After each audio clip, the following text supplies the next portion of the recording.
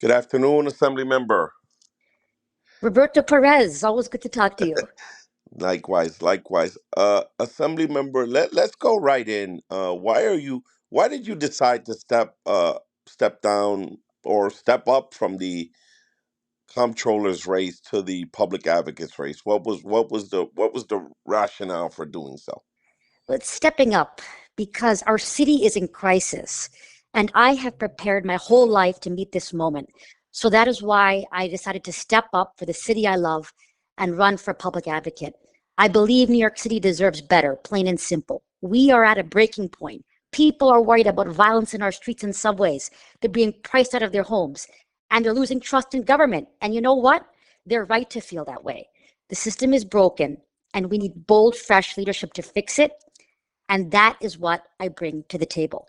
Roberto, we have been fighting the same issues for 20 years, regardless of who is in office. Problems never get solved. That culture of public service must change, and it begins with my campaign. What tools, Assembly Member, does the Office of the Public Advocate have to make change happen? I mean, I'm familiar with the office. There was once upon a time people were calling for it to be abolished. What are the tools you have as a public advocate? Some people say it's a toothless job. So why even run for public advocate where you're essentially you don't really have much power, except that conceivably, if something happens to the mayor uh, via the city charter, you become the mayor. What are the tools that you think are in place in the public advocate's office that will allow you to make some of these changes that you're looking forward to making if you win the election? I am so glad you asked because I'm going to turn the public advocate's office into a force. And one thing I'm going to do is implement a bold legal agenda from my first 100 days as public advocate. In fact, I'm glad you asked what the powers of the office are, because actually, under New York City Charter Section 24, the public advocate has the authority to sue city agencies, corporations, even the federal government if these entities fail to protect New Yorkers. And in my first 100 days, I'm going to turn the office into a legal powerhouse for everyday New Yorkers. And I am well positioned to do this because I already have a record of winning high impact cases as a civil rights attorney. So, cases that I'll work on are, for example, against the Department of Homeless Services for a failure to place eligible families with disabilities into permanent, affordable, and supportive housing. Also, I'm going to sue the federal government for federal Medicaid work requirements that would strip healthcare from seniors and people with disabilities. And in this way, as a lawyer, I'm going to help hundreds of thousands of New Yorkers. Assembly member, if I'm the voter and I see you, for example, petition, and you ask me to sign your petition, and I say, what define yourself? Why should I vote for Assembly Member Raj Kumar for New York City Public Advocate and not Jamani Williams? Draw the distinction for the average voter. You probably saw the CNN poll last week. Democrats are at a 29% favorable rating, the lowest it's ever been. And frankly, that's not surprising because too many voters feel like our party is out of touch. We don't see results for working people. We see performative politics and not real solutions. And Jumani Williams is part of that problem. He has played a role in the erosion of trust. What I am offering is a new brand of public service, a new brand of leadership, one that meets people where they are. I'm focused on delivering actual results, not chasing headlines or pushing lifeless ideology, but doing the hard and real and exciting work of governing well. And I live for this. Public service is my passion. It's what I do 24/7. It lights me up, and I'm going to bring a new standard of excellence to our government. Our city deserves better, and I'm stepping up to deliver it. Assembly Member, what name some of your supporters? Name some prominent endorsements that you have uh, in terms of your campaign that'll will be out there with you trying to get you elected or trying to help you get elected. I'm so proud of the support we've amassed. Assembly members David Wepburn, Sam Berger, Neely Rosick, Councilman Bob Holden, Senator Joe Adabo, uh, in Brooklyn, Assemblymember Eric Delan, District Leader in Brooklyn, the Rising Star Joey Saban, and several district leaders around the city. I'm so proud of all the political clubs that have taken a risk on my insurgent candidacy. For example, in the west side of Manhattan, the legendary Hell's Kitchen Democrats have all gotten behind my campaign and said it's time for something bold and fresh and new. So I am earning endorsements across the city, but the most endorsement, of course, is the endorsement of the people of New York City. Where are you on the money right now? How much money have you raised? We have incredible momentum. We have over $1.2 million in the bank, and Jumaane Williams only has $6,000 in the bank.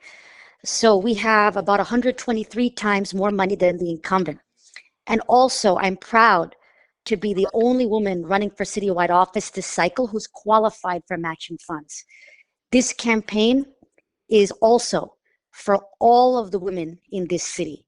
I see them, I believe in them, and I support their dreams and their potential. Assembly member, you're the first, right? A South Asian woman to be elected. Is that correct? Yes, that's correct. What do you talk a little bit about? How do you get the South Asian vote out? Right. Obviously, you're talking to all New Yorkers. Let's be clear here. So we're not a monolithic city. But with that said, talk about the development of that vote in that community. How engaged are they these days? Right. We've seen the East Asian community again emerge as a good vote, as a force. Talk a little bit about the South Asian community and their voting patterns so far. The South Asian community is very powerful. I'm proud to be the first South Asian elected in New York City, the first South Asian woman elected to a New York State office. And South Asia, it's a very large diaspora. It includes India, Pakistan, Bangladesh, Nepal, the Indo Caribbeans. It is a very large and diverse and robust community. And I'm so proud of how I've been able to unite and represent the entire community and bring their voices to the table. So this is very exciting. This is going to be historic for the entire community to have the first South Asian elected to citywide office.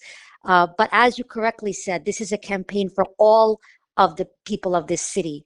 And it's very important to me that every emerging community in this city is represented. And that is why I'm known for being everywhere with every community on the ground. Assembly member, this is unfortunately a business where people sometimes mudsling and do things that are unscrupulous or say things that sometimes are not even truthful.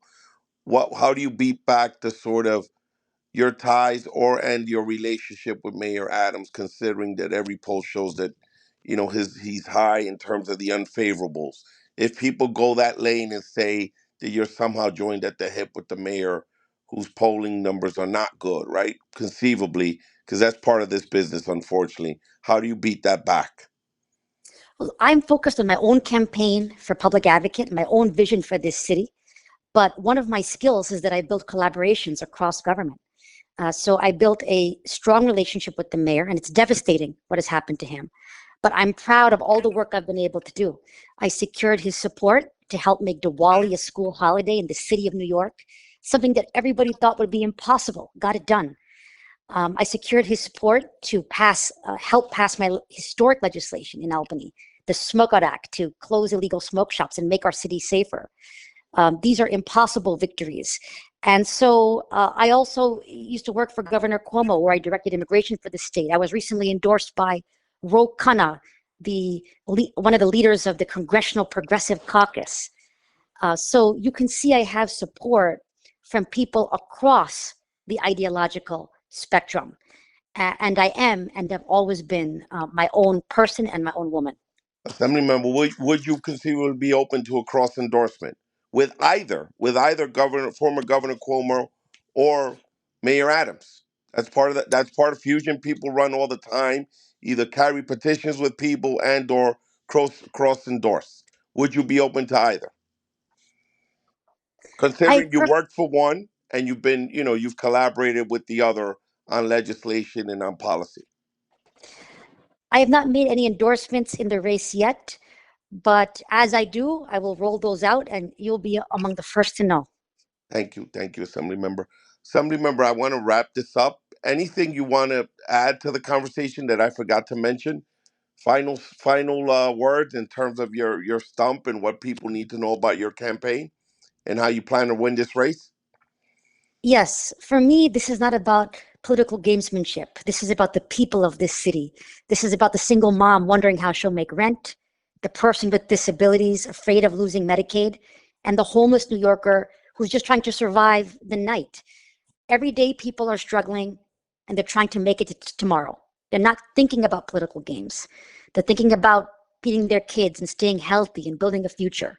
And that's why I do this. Not for politics, not for headlines, but to lift people up. This is about love. It's about making lives better and making a difference in the world. And that's why I am laser focused on solutions and on action, and why I'm so excited to be the next public advocate of this city. Last question. What are the top three issues you would say, the biggest three issues that New Yorkers are concerned about? Statewide, citywide, whichever you prefer. It's a citywide office, so I guess we keep it to the city. As you're campaigning, as you're hearing from constituents, from people throughout the city, what are the three things New Yorkers are concerned about? Number one, public safety. People are concerned about repeat offenders and quality of life. They're afraid of being hit by e-bikes on the street.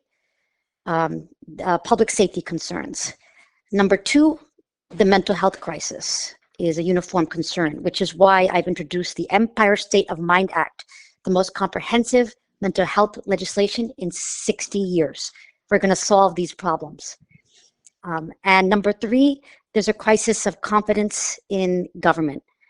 People want leadership that they can trust.